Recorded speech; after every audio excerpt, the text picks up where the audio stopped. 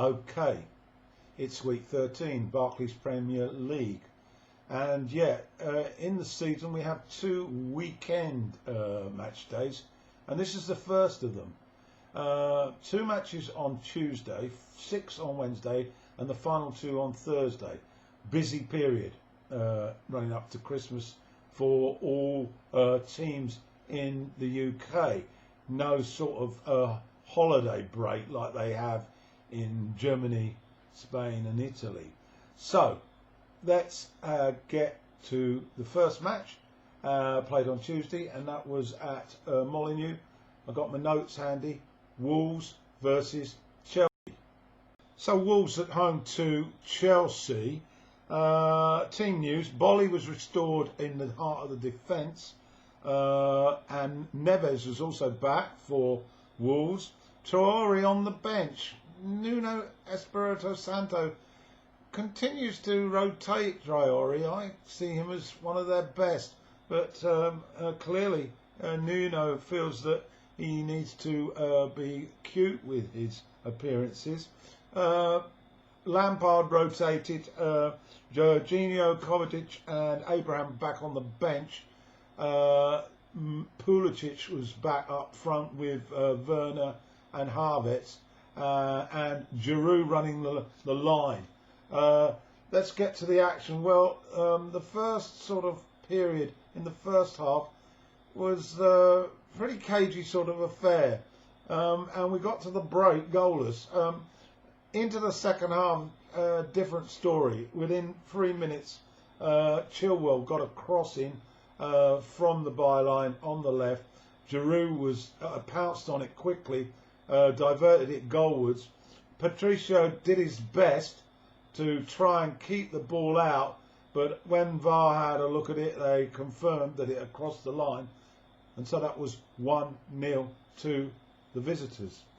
Podence on 66 equalises, a quality a shot inside the box into the corner of Mendy's goal, and it looked like it was petering out to a 1-1, but then on 90 minutes a breakaway from Wolves. Neto cut inside and his strike hit the corner. Mendy was slightly at fault, but it was a good effort from the Wolves winger, and that was that. Final score then at Molineux: Wolves 2, Chelsea 1. That's back-to-back defeats from Lampard, and his comment was, "We look tired." So would I be on 20,000 a week, I think. So next up on Tuesday night was the clash at the Etihad. Manchester City, their form's been a bit up and down against struggling West Bromwich Albion. Team news: Mahrez was on the bench with Bernardo Silva, as was Aguero. Jesus up front, Sterling alongside him. The back four for City, I can't recognise it these days. Walker was on the bench. Diaz alongside, and the name escapes me. But in midfield, De Bruyne, still stalwart there, reliable as ever. West Brom, unchanged side really. Grant leading the line. There was a rumour around prior to the match that Bilic, the West Brom coach, was at risk of losing his job. This followed some rather sort of ordinary comments from him after the previous fixture, when he responded to questions from the press about the likelihood of him losing his job, and he was rather sort of how can I put it, matter of fact about it, and tried to basically say, well, that's outside his control, and he really wasn't interested in even considering it. And we've heard that the management took umbrage to that. But let's get to the action first. Early chance for Grant, tested Ederson on 7 minutes, but 29 minutes, City as usual have been dominating possession, and they got the breakthrough when Sterling managed to get to the byline, and he put the ball back into the box on a plate for Gundogan, who struck it cleanly and cracked it home, and that was 1-0 for City.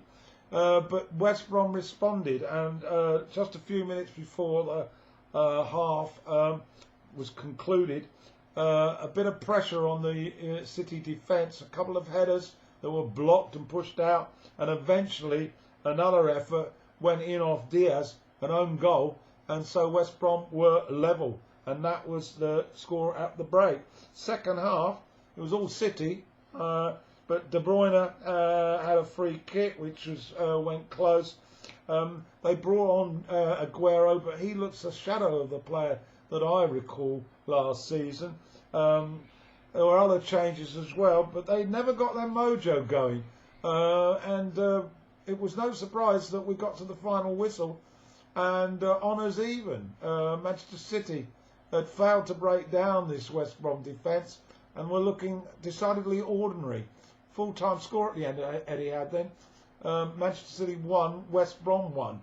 And shortly after, we received the news that Bilic had been fired, and he is to be replaced by an old stalwart of the Premier League, Sam Allardyce, who has a habit of getting teams out of the relegation zone. So we'll see what happens. He'll be in the dugout at the weekend. So final score then, Manchester City 1, West Bromwich Albion 1. So to Wednesday's fixtures. The first one was the top of the table clash, second against first. Liverpool at home to Spurs. Team news. Williams was making his debut.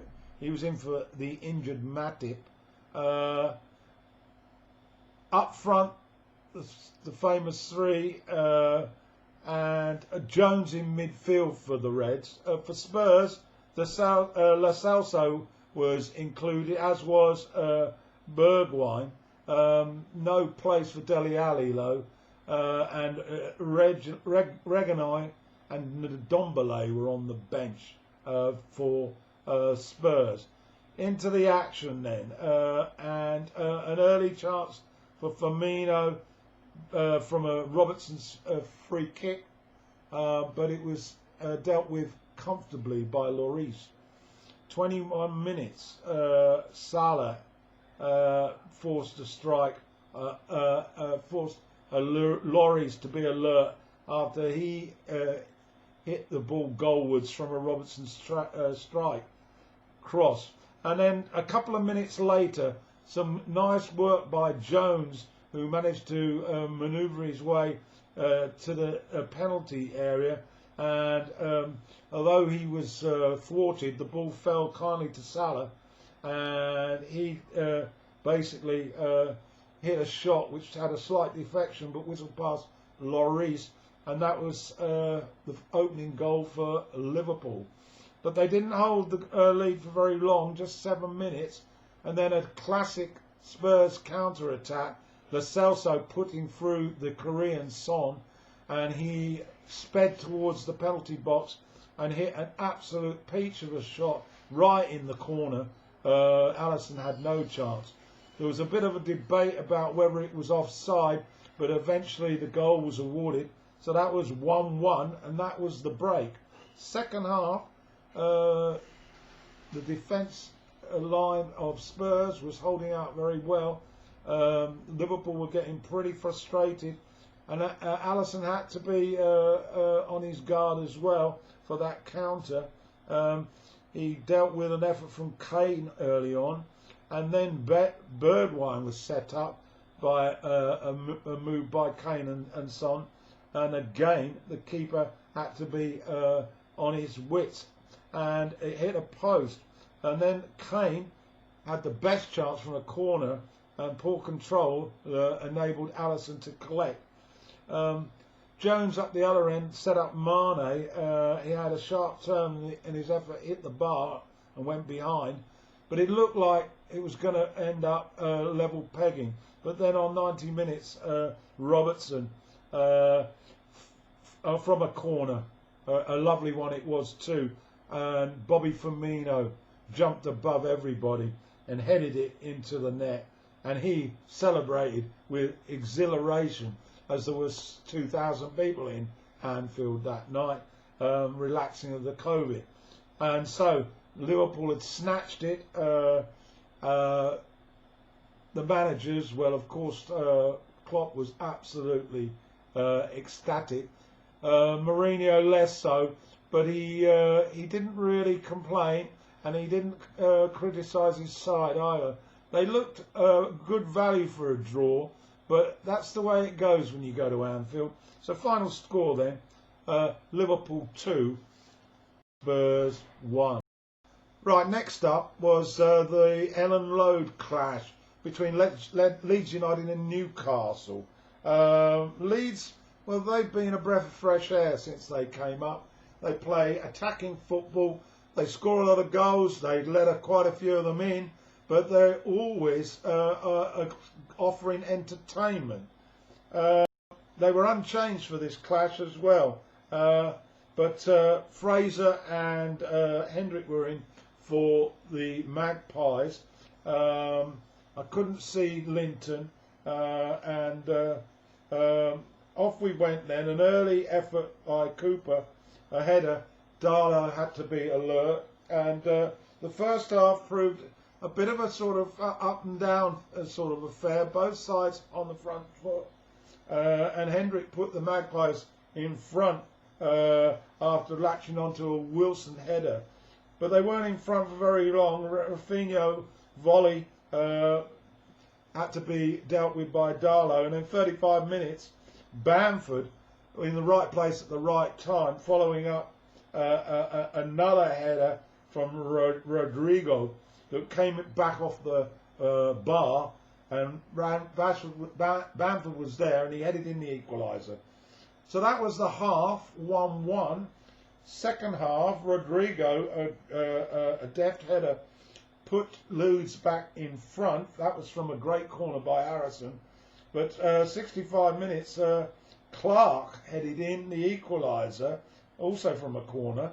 Meslier could have done a little bit better, really, but it was 2-2. Game on. And then Leeds really took the game by the scruff of the neck, and they completed a rout with goals on 77, 85 and 86. The first one from Click, who found Dallas at the far post, who turned the ball in with his head. 85, Alioski finish, which was a neat strike on the counter for 4-2. And then Harrison, again on the counter, sprinting away, and an excellent finish from about 30 yards, whistled past Darlow, and that was 5-2. And that's how it finished. Pretty emphatic result from Leeds. They looked very good, it has to be said. Bruce was very disappointed, but to be honest, his defence lacked the pace. And so final score at Ellen Road was Leeds United 5, Newcastle 2. Okay, let's continue with the Wednesday action. And this is Leicester at home to Everton from the King Power Stadium. Both teams on winning runs. And team news, Evans was out, he's suspended. Olsen was in for Pickford, rotation, so Angelotti claims. I think that Barnes was back up front for the Foxes. Into the action, an early effort from Tielemans, just wide of the mark, no problem for Olsen. And then 21 minutes, Richarlison picked up the ball just outside the penalty box, and he headed toward goal. Hit a pretty cool shot, but it caught Schmeichel a little bit unawares. A slight fault with the keeper, it has to be said, but it was 1-0 for Everton.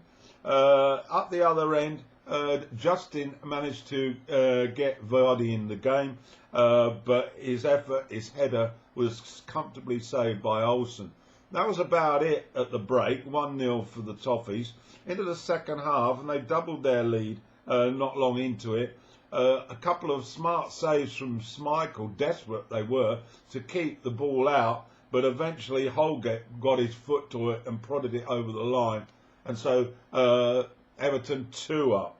Well, there was little response really from Leicester. Vardy was really quiet. Maddison had a very, very quiet day. Gomez brought down Perez in the box, but the penalty was overruled, and no penalty for Leicester. So that's the way it finished. An encouraging performance, really, by Ancelotti.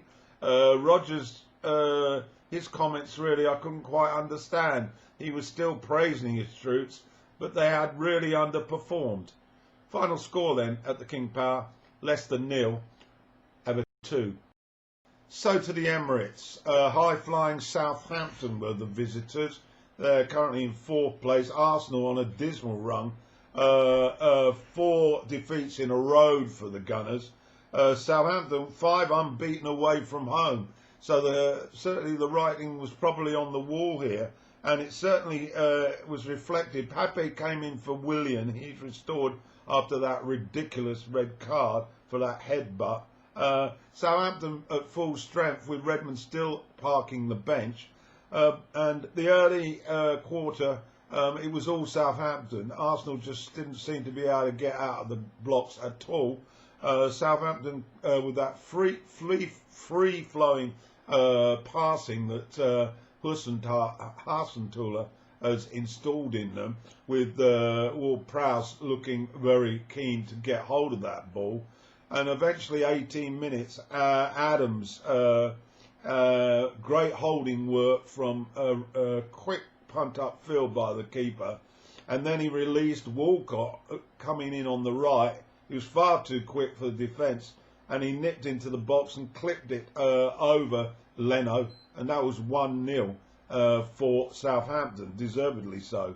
In fact, they should have gone more than 1 up, really. But there was a little bit of response from the Gunners. 38 minutes, Saka forced a shot, but McCarthy was good enough at his near post. So 1-0 at the break. Southampton probably felt that they should have been more than 1 ahead. But into the second half, Arteta certainly rallied the troops, and on 52 minutes they levelled it. First real chance for Aubameyang, and a marauding run from Saka set him up, and he slotted the ball in the corner, and that was 1-1. Other incidents of note, Gabriel managed to pick up 2 yellow cards for innocuous challenges, and so he was off. So once again, the Gunners down to 10, trying to hold on to what they got. Redmond came on and he hit a vicious shot that just over, and there was a late header from the Gunners by Holding, but it grazed the bar. But at the end of the day, it was probably a deserved point for Arsenal. Strange to say that, considering their home side. Final score then at the Emirates, Arsenal 1, Southampton 1. Pressing on then, let's move on to the London derby at the London Stadium. West Ham versus Crystal Palace. Both sides in good form. Diop was back in for the Hammers for Balbuena.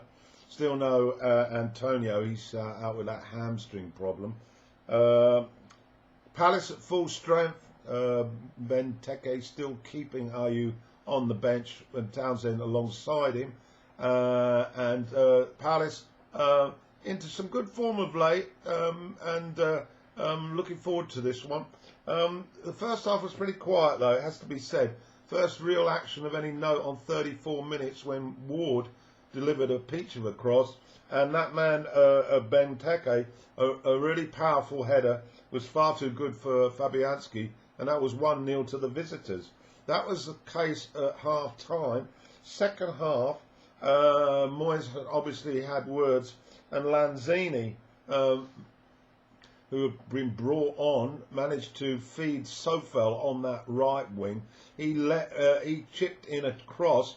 Haller back to goal. None of it. He did an audacious bicycle kick, and it absolutely rifled off his foot into the net.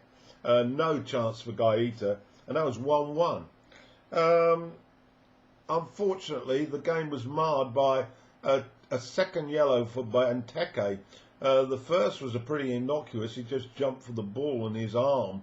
brushed against the Hammers defender, and the same thing happened again, and he got a second yellow.